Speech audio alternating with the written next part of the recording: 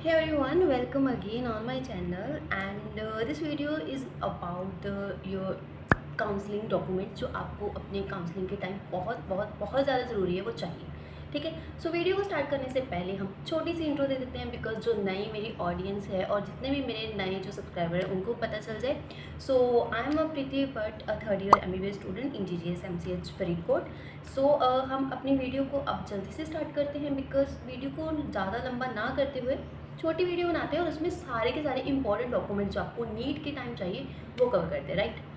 सो सबसे पहले जो डॉक्यूमेंट्स है उनको मैं डिवाइड करती हूँ दो पार्ट्स में। ठीक है, पहले डॉक्यूमेंट्स जो आपको इम्पोर्टेंट चाहिए ही चाहिए काउंसलिंग के टाइम, और दूसरे डॉक्यूमेंट्स आएंगे जिनको हम कह सकते हैं कुछ एडिशनल डॉक्यूमेंट्स जो कुछ कैटेगरीज के अंदर ही ज़रूरत पड़ती है। ठीक है, तो एक तो हो गए हमारे कौन से डॉक्यूमेंट्स, एक तो हमारे एसेंशियल डॉक्यूमेंट्स और दूसरे जो एडिशनल डॉक्यूमेंट्स हैं। ठीक है, दोनों के दोनों डिवाइड हो जाएंगे।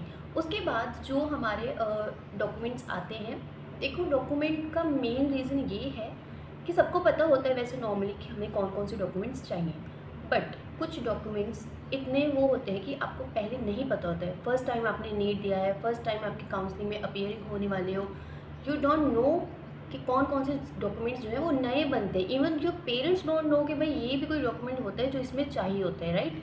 सो वो डॉक्यूमेंट्स अब मैं आपके साथ डिस्कस करने वाली हूँ। सो सबसे पहले जो डॉक्यूमेंट्स हैं वो जो चाहिए ही चाहिए वो मैं बात करूँगी।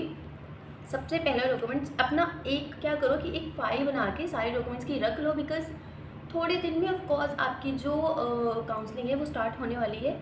इट्स ऑलरेडी कितना टाइम हो गया है, तो काउंसलिंग भी स्टार्ट हो जाएगी थोड़े दिनों में। तो जो पहला डॉक्यूमेंट है वो है आपका नीट UG का, जो आपने अभी अभी नीट में अपीयर हुए हो उसका जो भी आपका स्कोर कार्ड, ठीक है, जो आपको ऑनलाइन मिला था स्कोर कार्ड, आपने प्रिंट आउट निकलवाना है और वो अपने साथ रखना है।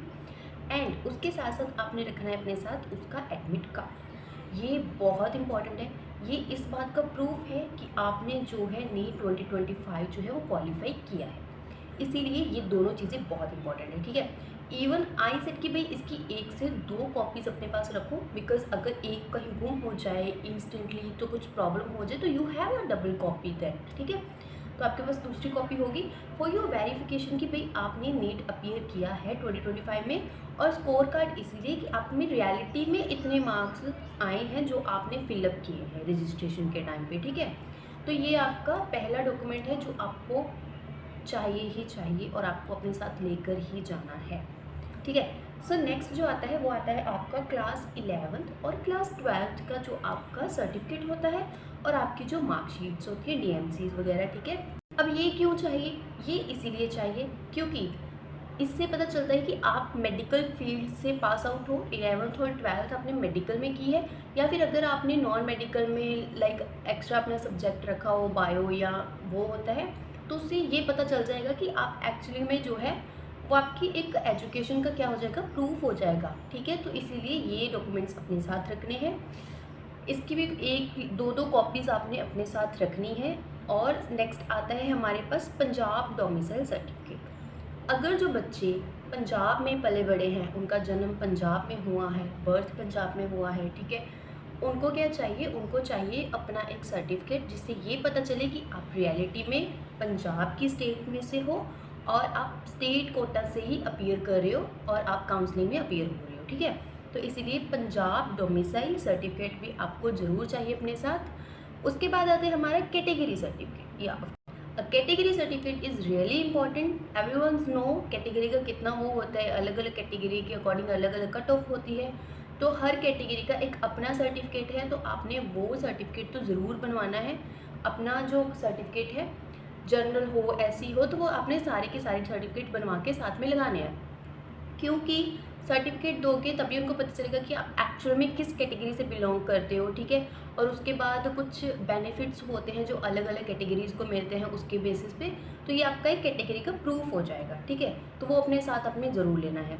उसके बाद आता है आपका EWS। या तो जो बच्चे EWS कैटेगरी के अंडर आते हैं या फिर जो भी EWS का सर्टिफिकेट होता है वो आपने ज़रूर बनवाना है। ठीक है, ये नहीं भूलना है, EWS that is economically weaker section इसके अंडर आता है, तो इसमें आपको जो है अलग से बेनिफिट्स मिल सकते हैं ड्यूरिंग योर काउंसलिंग। और भी फर्दर जो बिट्स हैं वो आपको मिल सकते हैं इसके अंदर। तो आपने ये डॉक्यूमेंट ज़रूर ज़रूर ज़रूर बनाना है, ठीक है।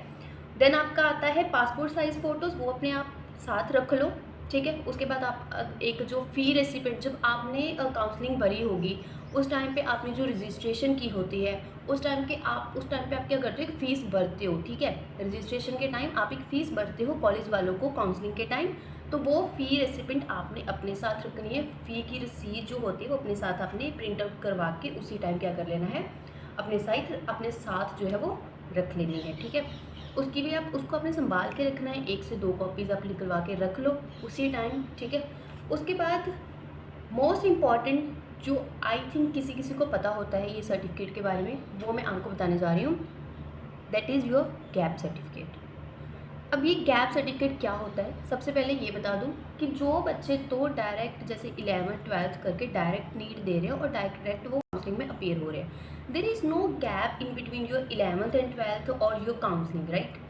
तो वो बच्चे जिनका कोई ड्रॉप नहीं है, कुछ नहीं है, वो 11th-12th के डायरेक्ट बाद नीट में अपीयर हो चुके हैं और उनका काउंसलिंग में अच्छे मार्क्स आ गए हैं, तो उनको तो कोई गैप सर्टिफिकेट नहीं चाहिए, क्योंकि उनको वो उनका कोई गैप नहीं है उनकी स्टडीज़ के बीच में, ठीक है। बट जो बच्चे जो हैं, मान लो उन्होंने 11th-12th जो है वो 23 में की है, ठीक है, 2023 में की है, और उसके बाद क्या हो रहा है कि अब वो 24 में उनका नीट का एक ड्रॉप हो गया, उसके बाद 25 में अब वो अपीयर हुए हैं सेकेंड टाइम, अच्छे मार्क्स आ गए, सीट मिल गई, काउंसलिंग में अपीयर हो रहे हैं, तो ये सेकेंड टाइम हो रहे हैं, तो मतलब उनका 1 साल का बीच में गैप रहा है, दैट 2024 का उनके बीच में गैप आ गया, राइट। तो अब वो जो गैप है वो आपकी एक एजुकेशन में गैप आ गया, चाहे आप उस टाइम में पढ़ रहे हो या कुछ भी कर रहे हो, बट फॉर दैट कि आप एक टाइम पे घर पे हो, आप कुछ नहीं कर रहे हो, ठीक है, तो वो आपका एक गैप है। तो उस केस में आपको एक गैप सर्टिफिकेट जो होता है वो बनवा के साथ में लगाना पड़ता है कि आपका 1 साल का गैप था, 2 साल का गैप था अपनी स्टडीज़ के बीच में, ठीक है। अब ये बनता कैसे है, जो गैप सर्टिफिकेट होता है वो क्या होता है कि आपको जब आप वहाँ पे लॉयर कोई भी होता है उससे बनवा लो, ठीक है, वो बना देंगे, नोटरी साइन करवा लेते हैं, मोहर लग जाती है, एंड दैट्स इट, वो आपका एक प्रूफ बन जाता है कि हाँ आपका इतने टाइम का बीच में गैप था, ठीक है। उसके बाद हमारे जो नेक्स्ट जो आते हैं that is your additional documents. 2-3 documents हैं जो आपको एडिशनली अपने साथ रखने हैं। ये हर कैटेगरी के अंदर नहीं आते हैं, कुछ कैटेगरीज होती हैं जिनको ये चाहिए होते हैं। तो ये जो एडिशनल डॉक्यूमेंट्स होते हैं ये है जैसे कि सब category certificate. Now what is सब कैटेगरी सर्टिफिकेट, बिकॉज कुछ कैटेगरीज होती हैं जिनके अंडर सब कैटेगरीज आती हैं, ठीक है। एक कैटेगरी होती है मेन, उसके अंडर सब कैटेगरीज आती हैं। तो अगर आप ये सब कैटेगरी का सर्टिफिकेट साथ में लगाते हो, you may get some benefits from that, तो इसीलिए ये सर्टिफिकेट आपने ज़रूर लगाना है। और ये सबको नहीं लगाना है, जो सब कैटेगरी के अंडर आते हैं सिर्फ वही ये सर्टिफिकेट जो है वो लगवाएंगे। देन आता है आपका एफिडेविट। एफिडेविट जो है वो आपके पेरेंट्स और गार्डियन का लग सकता है, वो जो है आपके पेरेंट्स और गार्डियन भी लगाते हैं, ठीक है, उनकी तरफ से ही होता है। सो ये जो कुछ डॉक्यूमेंट्स है इतने इंपॉर्टेंट हैं कि आपने अभी से, क्योंकि काउंसलिंग थोड़े दिन में स्टार्ट हो जाएगी, आपने अभी से आज ही जाके एक फ़ाइल जो है वो बना के रख लेनी है, एक एक 2-2 कॉपीज़ उसकी बना के जो है वो रख लेनी है, ठीक है, क्योंकि ये डॉक्यूमेंट सारे के सारे इंपॉर्टेंट हैं। फिर भी इसके बाद भी अगर आपको कोई डाउट होता है कि भाई ये भी होता है वो भी होता है, कैसे करना है, ठीक है, तो आप मेरे को कमेंट करके बता देना। और जो भी न्यू मेरे व्यूअर्स हैं जो देख रहे हैं वीडियो को, वो सब्सक्राइब कर लेना चैनल को, ठीक है, क्योंकि और भी बहुत सारी चीज़ें हैं जो मैं आपको एमबीबीएस के बारे में बताती रहूँगी, इसके फैक्ट्स बताती रहूँगी, ठीक है। सो अगर आपको फिर भी चाहिए कि भाई अब काउंसलिंग में फिलअप कैसे करें, तो मैं उसके लिए वीडियो बना दूँगी, आप जस्ट मेरे को बता देना अगर आपको चाहिए है, तो मैं उसके ऊपर भी बना दूँगी, ठीक है। कोई भी डाउट हो you can freely ask in the comment section. और अगर कमेंट सेक्शन में नहीं पूछना चाहते हो सबके सामने, तो मेरा ईमेल, मेरे इंस्टा की आईडी सब कुछ मेंशन है, यू कैन कॉन्टेक्ट, कहीं भी कॉन्टेक्ट कर सकते हो आप, ठीक है। तो ये सब सारे के सारे सर्टिफिकेट चाहिए होते हैं। अब ये सर्टिफिकेट जो आपने वो लगा लिए, ये जैसे कि जब कॉलेज में अपीयर होना होता है, फिज़िकली आपको एक बार कॉलेज में जाना होता है। So yeah wait for the next video in which I will tell you about what challenges I actually student request to me कि इस पे वीडियो बनाओ, so I will make it कि क्या चैलेंजेस आपको फर्स्ट ईयर एमबीबीएस में देखने को मिलते हैं एंड आप कैसे उसको टैकल कर सकते हैं। बिकॉज सारे ईयर्स को छोड़ दो, लेकिन जो फर्स्ट ईयर होता है सबसे ज़्यादा प्रेशर स्टडीज़ का उस पर होता है, ठीक है। सो या उस पर वीडियो बनाएंगे, नेक्स्ट वीडियो आएगी। So because a lot of challenges you face in your first year MBBS and how to tackle it, कैसे उसको सही करें, क्या करें, सब कुछ मैं अपनी नेक्स्ट वीडियो में बताऊंगी। So thank you so much.